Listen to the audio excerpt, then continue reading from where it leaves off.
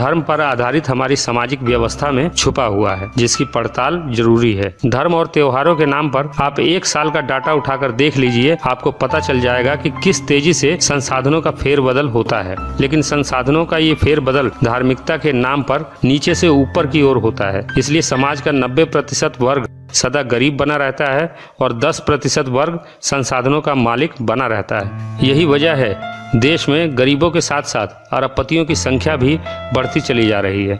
धर्म के नाम पर हर साल देश के कीमती संसाधन खरबों रुपया, मैन पावर कैसे बर्बाद किया जाता है, इसका उदाहरण मैं आपको देता हूँ। जनवरी से लेकर दिसंबर तक हर महीने कोई ना कोई धार्मिक त्योहार जरूर होता है, लेकिन हम बात करेंगे बड़े त्योहारों की, जो देश की बर्बादी के प्रमुख कारण हैं। इन्हीं त्योहारों में से एक है कुर्बानी का त्योहार, जिसमें धर्म के नाम पर करोड़ों बेजुबान जानवरों की हत्याएं की जाती हैं। देश में मुसलमानों की आबादी 20 करोड़ के आसपास है। अगर 20 करोड़ लोग मिलकर बकरीद के नाम पर एक दिन में 1 करोड़ पशुओं को भी मारते हैं तो यह कितनी बड़ी बर्बादी है। होली का त्योहार ऐसा ही एक त्योहार है जिसके नाम पर करोड़ों टन लकड़ियां सुआहा कर दी जाती हैं। होली के बाद नवरात्रि के नाम पर 9 दिनों में भंडारा, जागरण और देवी पूजा के नाम पर संसाधनों की जबरदस्त बर्बादी तो होती ही है, साथ ही नवरात्रि के बाद बची हुई करोड़ों टन पूजा सामग्री नदियों और तालाबों को बर्बाद करती हैं। फिर इन नदियों की सफाई के नाम पर देश की गरीब जनता के खून पसीने की कमाई से करोड़ों का बजट पास किया जाता है। और हैरानी की बात है कि नवरात्रि का ये त्यौहार साल में 2 बार आता है। साल में लगभग 15 ऐसे बड़े त्यौहार भी होते हैं जिनमें बड़े पैमाने पर देश की नदियों को बर्बाद किया जाता है।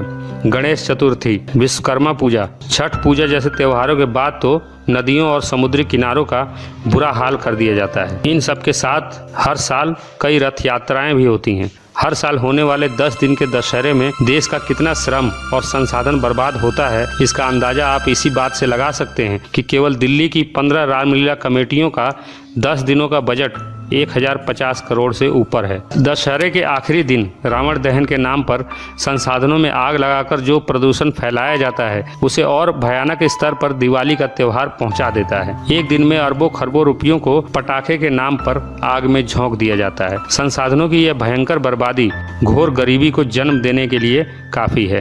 काल्पनिक ईश्वर और उसकी नकली किताबों की झूठी कहानियों के नाम पर एक साल में लाखों करोड़ रुपयों को बर्बाद कर दिया जाता है। इस बर्बादी में संसाधनों का जो जबरदस्त फेरबदल होता है, उसके परिणाम स्वरूप समाज का शोषक वर्ग और ताकतवर होता जाता है और समाज का एक बड़ा वर्ग वंचित बना रहता है। इसलिए शोषक वर्ग ऐसी शोषणवादी धार्मिक व्यवस्था को स्थायी बनाए रखने के लिए बड़ा जतन करता है। लोगों में धार्मिकता बनी रहे, इसके लिए धर्म की कट्टरता पर जोर देता है। इसका परिणाम यह होता है कि धर्म के नशे में धुत लोगों की भीड़ हमेशा भीड़ बनी रहती है और भीड़ों की भीड़ से कभी समाज नहीं बनता, बल्कि समाज बनता है संवेदना, ज्ञान, सही और गलत की सामूहिक समझ और बेहतर भविष्य के निर्माण की ओर वैज्ञानिक दृष्टिकोण रखने से। इनमें से कोई भी तत्व आपको भीड़ों की इस भीड़ में दिखाई नहीं देगा। यही वजह है कि घोर गरीबी और अराजकता भरे माहौल में इंसानों की ये भीड़ भेड़ की तरह जीने की आदी हो चुकी है। भेड़ों की इस भीड़ को फर्क नहीं पड़ता कि कोई भूख से मरे या कोई कुपोषण से। देश पर विदेशी कर्जा बढ़ रहा है।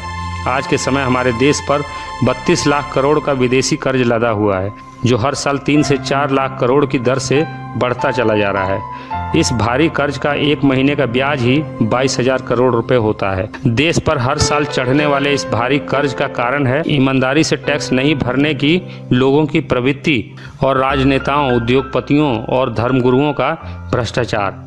देश को टैक्स देने में बेईमानी करने वाली जनता धर्म के प्रति कितनी ईमानदार है, इस बात का अंदाजा आपको 1 साल में देश के छोटे बड़े मंदिरों, मजारों और दूसरे धर्म स्थलों पर चढ़ाए गए बेशुमार दौलत से हो जाएगा। एक अनुमान के मुताबिक देश के छोटे बड़े 50 लाख मंदिर, धार्मिक स्थल, धार्मिक ट्रस्ट और 80,000 मजारों पर 1 साल में जितना चढ़ावा चढ़ता है, वो देश पर लदे कुल कर्जे का 2 गुना होता है। मतलब अगर 1 साल के लिए ये धार्मिक बर्बादी रुक जाए तो देश का पूरा कर्जा तो साफ होगा ही, साथ ही करोड़ों बेघर, गरीब, बेसहारा लोगों की तकदीर भी सदा के लिए बदल सकती है। लेकिन जनता को धार्मिक लॉलीपॉप चुसाने वाला शोषक वर्ग कभी ऐसा होने नहीं देगा। एक उदाहरण और देखिए, सरकार ने गरीब बच्चों की शिक्षा के लिए एक कोष बनाया था, जिसका उद्देश्य था समाज के सक्षम लोग, गरीब और बेसहारा लोगों के उत्थान के लिए इस कोष में दान करें। लेकिन आपको हैरानी होगी कि 5 साल में लोगों ने इस कोष में केवल 1680 रुपए दिए, जबकि इस कोष के प्रचार प्रसार में ही सरकार के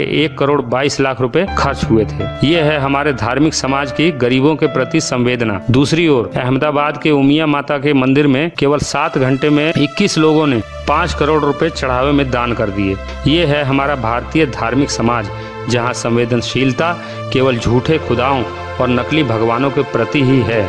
इंसानियत, प्रकृति और समाज के प्रति जनता की इस उदासीनता और बेरुखी की वजह क्या है? यहाँ गौर करने वाली बात यह है कि एक साल में लाखों करोड़ों रुपए के इस खेल से फायदा किसका होता है?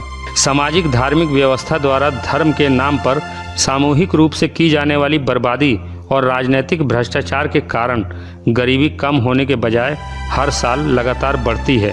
गरीबी से पैदा होती है बेरोजगारी, और गरीबी और बेरोजगारी मिलकर समाज में अशिक्षा का माहौल पैदा करते हैं, जिससे जनसंख्या बेतहाशा रूप से बढ़ती है। ये मुख्य समस्याएं मिलकर समाज को अराजकता, अन्याय, शोषण और अपराध के घिनौने दलदल में धकेलती चली जाती हैं। ऐसा समाज धीरे धीरे उपेक्षा और संवेदनहीनता के उस स्तर तक पहुंच जाता है जहां केवल 2 ही रास्ते बचते हैं, एक अंतहीन गुलामी या फिर क्रांति। देश की नियति बदलने के लिए आज आवश्यकता है एक क्रांति की, जो इस पूरी व्यवस्था को ही उखाड़ फेंके और एक नई व्यवस्था का सृजन करे, जहां आम आदमी अपनी बुनियादी आवश्यकताओं के लिए सरकारी मदद की भीख मांगने के बजाय स्वावलंबी बने और तिरस्कारित, अपमानित जीवन जीने के बजाय स्वाभिमान से जिए।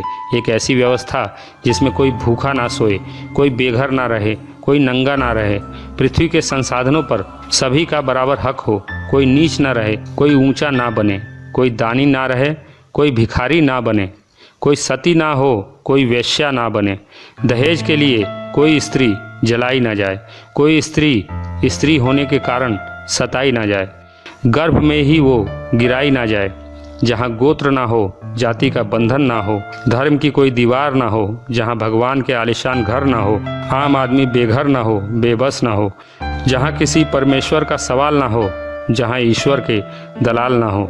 एक ऐसी व्यवस्था जिसमें भय, भूख और भ्रष्टाचार ना हो, आतंक, अन्याय और अत्याचार ना हो, किसी औरत से बलात्कार ना हो, और जहाँ मानवता, बौनी